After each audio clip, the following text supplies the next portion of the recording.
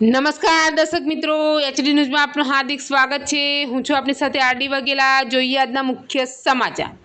ભરૂચ જિલ્લા જેલ ખાતે ₹16 કરોડના ખર્ચે નવનિર્મિત વિવિધ સુવિધાઓ અને કમ્પાઉન્ડ વોલનું રાજ્યકક્ષાના મંત્રી કલ્પેશભાઈ પટેલના હસ્તે લોકાર્પણ। ભરૂચ રવિવાર ગુજરાત રાજ્ય પોલીસ આવાસ નિગમ લિમિટેડ દ્વારા ભરૂચ જિલ્લા જેલ ખાતે હાથ ધરાયેલા વિવિધ આધુનિક બાંધકામ અને વિકાસ પ્રકલ્પોનું આજે નાણાં પોલીસ હાઉસિંગ જેલ સરહદી સુરક્ષા ગૃહરક્ષણ દળ ગ્રામ્ય રક્ષણ દળ નાગરિક સંરક્ષણ નશાબંધી અને આબાદકારી વિભાગના રાજ્યકક્ષાના મંત્રી કલ્પેશભાઈ પટેલના વરદ હસ્તે લોકાર્પણ કરવામાં આવ્યું હતું। કાર્યક્રમની શરૂઆતમાં મંત્રી શ્રી કલ્પેશભાઈ શાસ્ત્રોક્ત વિધિથી દીપ પ્રાગટ્ય કરી અને તકતીનું આ કરીને તમામ નવનિર્મિત બાંધકામો જેલોનું પ્રસ્થાનત્ર ખુલ્લા મુકાયા હતા। આ ઉપરાંત સુરક્ષા અને વ્યવસ્થાપનની દ્રષ્ટિએ અત્યંત મહત્વપૂર્ણ એવા ફ્લેગ પોસ્ટ છત્રી box guard room kitchen dining સુવિધાઓ ધરાવતી એસઆરપી બેરેક તેમજ જેલની સમગ્ર 8 એકર જમીન ફરતે નવનિર્માણ પામેલી મજબૂત કમ્પાઉન્ડ વોલનું પણ લોકાર્પણ કરવામાં આવ્યું હતું।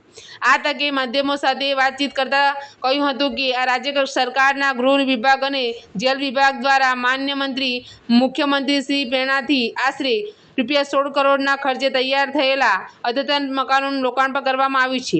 રાજ્ય સરકાર જેલોના આધુનિકરણની સાથે સુધારાત્મક અભિગમ અપનાવીને યોગ્ય વ્યવસ્થાપનો પૂરી પાડવા માટે કટિબદ્ધ છે।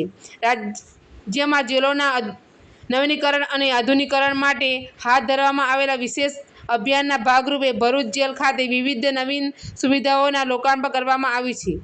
આ લોકાર્પણ કાર્યક્રમના માન્ય મંત્રી રાજ્યકક્ષાના મંત્રી જળસંપત્તિ મંત્રી પાણી પુરવઠા મંત્રી શ્રી ઈશ્વરસિંહ પટેલ જિલ્લા પંચાયત પ્રમુખ શ્રીમતી ડિમ્પલબેન રાજ ધારાસભ્ય સર્વશ્રી રમેશભાઈ મિસ્ત્રી અરુણસિંહ રાણાની પ્રેરક ઉપસ્થિતિ તેમજ આઈપીએસ નાયબ પોલીસ મહાનિરીક્ષક વડોદરા ઝોન શ્રીમતી સરોજ કુમારી વડોદરા મધ્યસ્થ જેલ અધિક્ષક આઈપીએસ સુશ્રી ઉષાબેન રાણા ઇન્ચાર્જ અધિક્ષક શ્રી એન.સી.